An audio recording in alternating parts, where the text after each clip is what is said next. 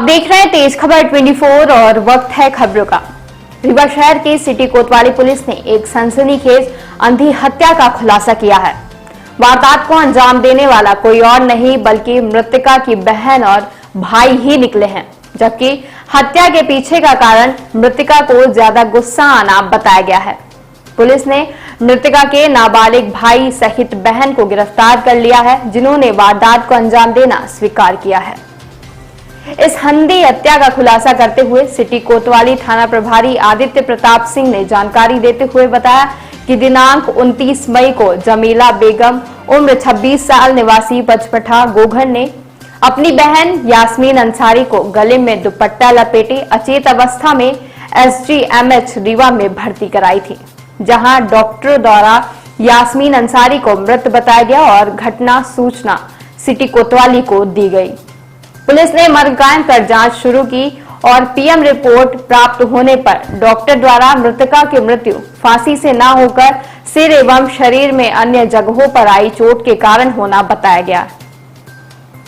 Doctor की report पर police ने हत्या का प्रकरण दर्ज कर जांच शुरू कर दी।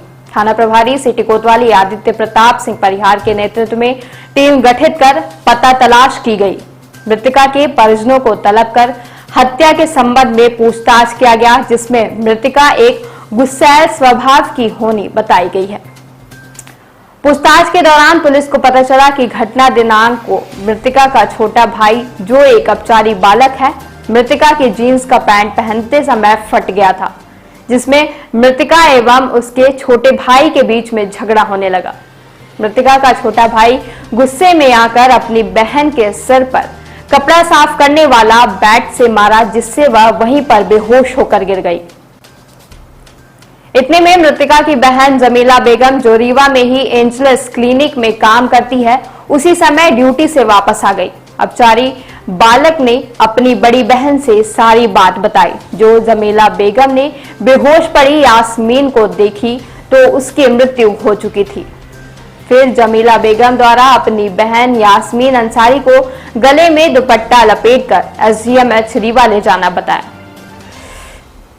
कथन पर से आरोपी अपचारी बालक एवं उसकी बहन जमीला बेगम निवासी पचपठा घोघर को हिरासत में लेकर न्यायालय में पेश किया गया, जो न्यायिक अभिरक्षा में है। दिनांक 28/5/23 को यास्मीन अंसारी को मृत अवस्था में उसकी बड़ी बहन जमीला बेगम ये अस्पताल में ले जा करके और भर्ती कराई थी। उसके गले में फंदा लगा हुआ था। डॉक्टरों को बताया कि इसने फांसी लगा ली है, और डॉक्टर उसको मृत घोषित किए और उसके बाद फिर अस्पताल चौकी को सूचना दी। 29 तारीख को अस्पताल चौकी में मर्ग कायम हुआ 0 पर, और अस्पताल चौकी से कोतवाली को सूचित किया गया कि ऐसा एक लड़की घोघर की जिसने फांसी लगा कर मर गई है, और पंचनामा कार्रवाई के लिए कोई अधिकारी भेजा। थाने से ASI राजेंद्र द्विवेदी को भेजा गया। उनके द्वारा पंचनामा कार्रवाई की गई, क्योंकि ऊपरी तौर पर शरीर में कहीं भी कोई चोट नहीं दिखाई दे रही थी। इनमें सामान्य पंचनामा करके और PM की रिपोर्ट के लिए डॉक्टर को बॉडी सौंप दी। डॉक्टर साहब द्वारा PM करने के बाद दिनांक 17/6 को PM रिपोर्ट भिजवाई, जिसमें कि उसको हेड इंजरी से मृत्यु होना लेख किया, और जो कि मारपीट से चोट आना बताया। इस पर वरिष्ठ अधिकारियों को अवगत कराया गया और APP से राय ली गई। उसके बाद उस पर अपराध पंजीबद्ध किया गया। पुलिस अधीक्षक श्री विवेक सिंह साहब को इस पूरे मामले की बारीकी से अवगत कराया गया। उनके द्वारा टीम बना करके और इस पर बिंदुवार कई बिंदुओं के द्वारा बताया गया कि इन बिंदुओं पर बारीकी से जाँच करें, हत्या अगर यदि है तो रस खुलेगा।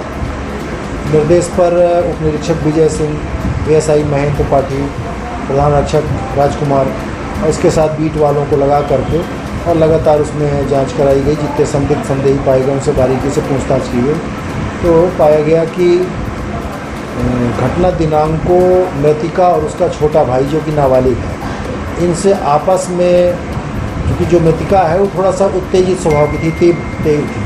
किसी बात पर विवाद हो गया तो उस बहन ने छोटे भाई को 2-4 झापड़ मार दिया। उससे गुस्से में आकर के भाई ने भी उसको धक्का देके गिरा दिया, और वहीं पर पड़ी एक मोटी सी लकड़ी थी, जिससे उठा करके उसके सिर में मार दिया। और सिर में बीचों बीच मारा था। उसके काफ़ी घने बाल थे, तो ब्लीडिंग नहीं हुई और सिर फट के अंदर ही ब्लड क्लॉट हो गया और वो कोमा में चली गई। तो काफ़ी देर तक उसने उसको प्रयास किया, नहीं उठी।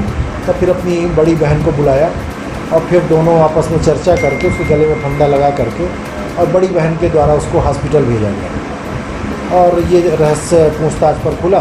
इस पर बड़ी बहन और उसका नाबालिग भाई, इन दोनों को गिरफ्तार किया जा करके और न्यायिक अभिरक्षा में भेजा गया है।